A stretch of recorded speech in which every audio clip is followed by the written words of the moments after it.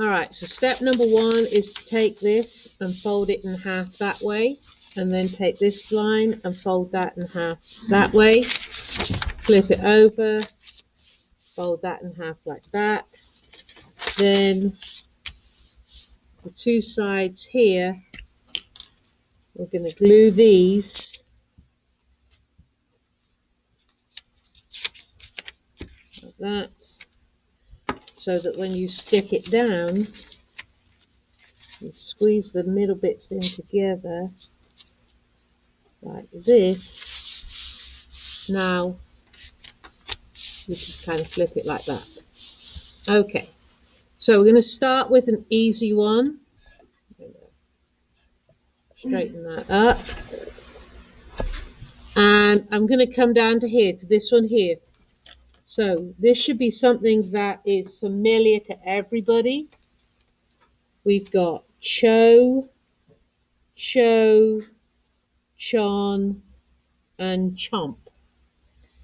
Okay, C stands for carbon, H stands for hydrogen, O stands for oxygen, and N stands for nitrogen, and P stands for phosphorus. Which biomolecule is only made from carbon, hydrogen, and oxygen? The answer is carbohydrates. Okay, carbohydrate. But there's another biomolecule that also only has C, H, and O, and that would be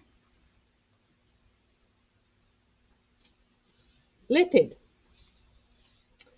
And then we have carbon, hydrogen, oxygen, and nitrogen, and that would be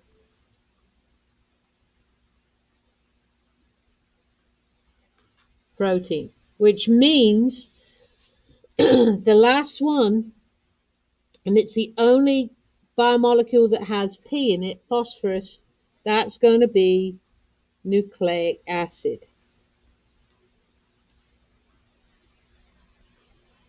Okay, that's kind of a little review from way back, the very beginning of the school year. So you need to know which elements you find in which of the 4 biomolecules. Okay, let's go over to something else that we have done before.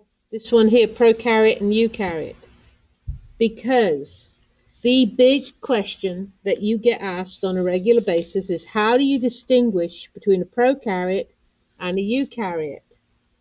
And, you know, when we look in our notebooks, right,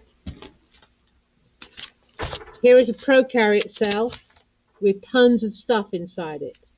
Here, go back a page or 2 in your notebook, is the prokaryote cell, and there's hardly anything in there. But the most striking difference, and the things that you need to remember, is that prokaryotes are always bacteria and the absence of a nucleus, right? So prokaryotes, the first thing we can say is no nucleus.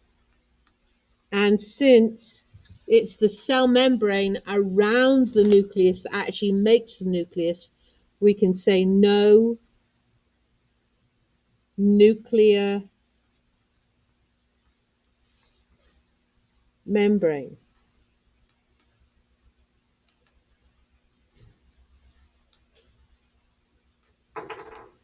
So in prokaryotes, the nucleus and the nuclear membrane are absent. But in eukaryote cells, right, they have a nucleus. So nucleus is present. And they have a nuclear membrane. So the nuclear membrane is present. And they also have all those different organelles. Okay? mitochondria, lysosomes, Golgi body, all of those things. So these things in a eukaryote cell are present. You need to be able to distinguish between a prokaryote and a eukaryote cell. Okay? Another thing you have to be able to do, we had another objective that said compare and contrast cells with viruses, which means that cells and viruses are different things. Viruses are not cells, right? Viruses, because they are not cells, because we've got the cell theory says all living things are formed from cells. Well, if you are not a cell, you are not living. Okay? But viruses and cells do have one thing in common, and it's what you find in the nucleus of a cell, and it's what you find in the inside the protein coat of a virus. Remember, a virus is literally nothing more than a protein coat with a nucleic acid inside it. That's all the virus is. It's not a cell. It doesn't have all the other things. There's no cell membrane. So what's the only thing that viruses and cells have in common? They both store genetic information in the form of nucleic acids. So they store genetic info because they have nucleic acid. That's the only thing that viruses have in common with cells. They store genetic info in the form of nucleic acids. Okay. You also remember that the only thing a virus can do is replicate itself, make copies of itself, and in order to do that, it needs to have a host cell. And you also remember that once a virus has made copies of itself in the host cell, it destroys the host cell, which is not good for the host cell. Okay, looking over here, let's do our little review of things that we have learned before. And this diagram should look familiar to you. Here we have an enzyme. Okay. And what do we call the thing that enzymes work on? We call them a substrate. Right?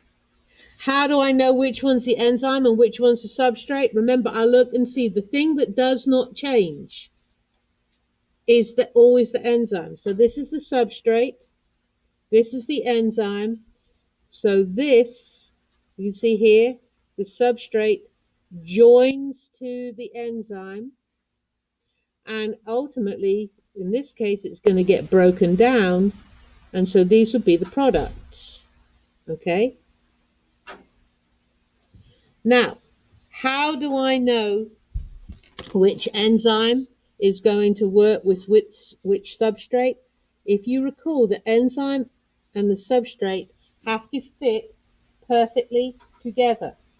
And this section here is called the active site. Okay? And the active site, as long as the active site and the substrate fit, the reaction can happen. But if something were to get in the way of the active site and prevent the substrate from fitting perfectly, then this reaction would not happen, right? So it's really important. And another thing is if you heat an enzyme up too much and you change the shape of this active site, right, then the substrate and the enzyme cannot fit, and so the reaction wouldn't happen. So the shape of the substrate has to fit the shape of the enzyme at the active site of the enzyme perfectly for the reaction to happen. And you, like I said, the enzyme does not change. You can see it's same shape, same shape, same shape, which means that the enzyme can be reused, right? So enzymes, they speed up the breakdown of materials, they speed up chemical reactions, and because they can be reused, they're not changed by the reaction that they help speed up. They're called biological catalysts. All right, I'm going to flip over to this one here, right? So what is this a diagram of? Well, I've got two layers. So I have a bilayer, and I've got things that run through it. So I know that this is a cell membrane. Okay, this is the cell membrane. And the cell membrane, and I'm going to flip my paper around this way, these things here, this is a phospholipid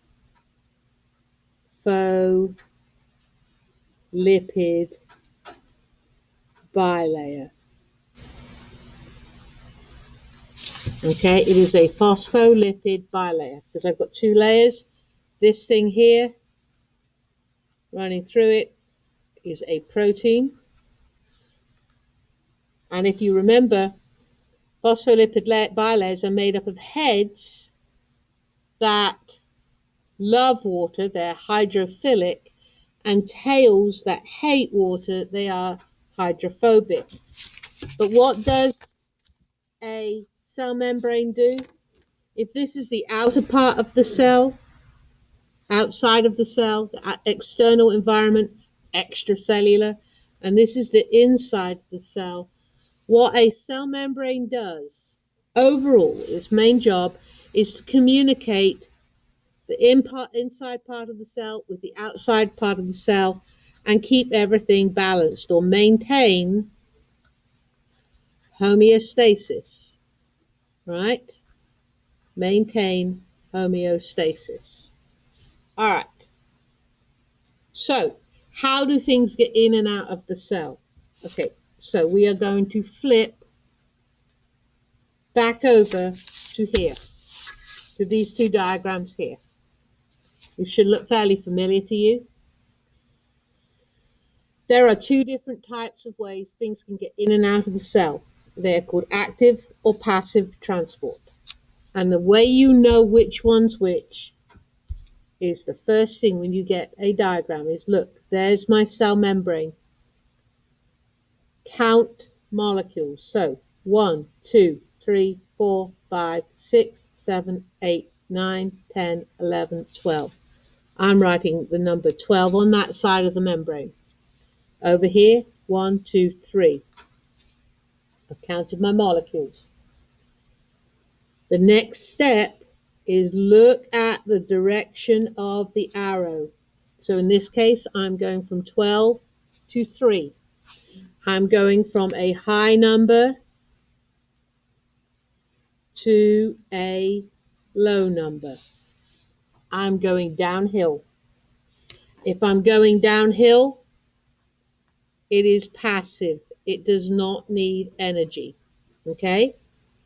If I'm going from a high to a low, it is some type of diffusion. Diffusion is always going from high to low.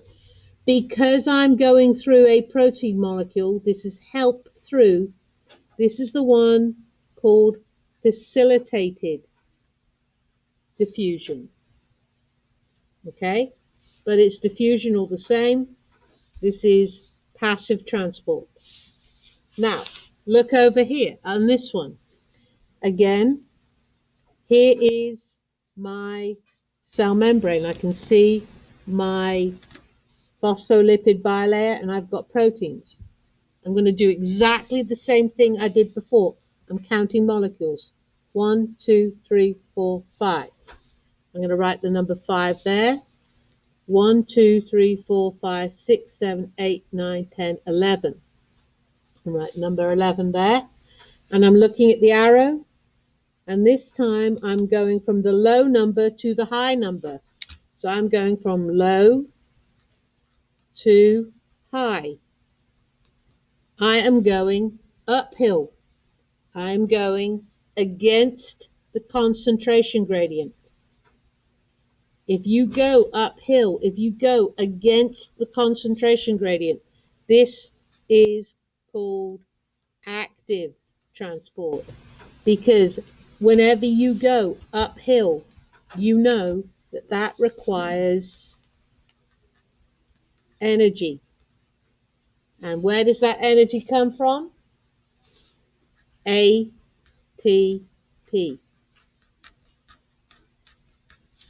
Okay? So if you go from low to high, and I cannot stress this enough, count your numbers, write the numbers down, look at the direction of the arrow. We're either going from a high number to a low number, which we're going downhill, or a low number to a high number, in which case we're going uphill. Looking over here at this one down at the bottom, my pens have all just fallen off the desk, right? Here is my plasma, here's my cell membrane. I can see my phospholipid bilayer. Here is a protein molecule, right? And you can see the protein molecule starts off in this shape and it's going to this shape. And in order for it to change shape, here it needs energy. So the way this little molecule here gets into the cell from the outside to the inside is by making this protein molecule change shape. And when protein molecules change shape, they need energy to do that.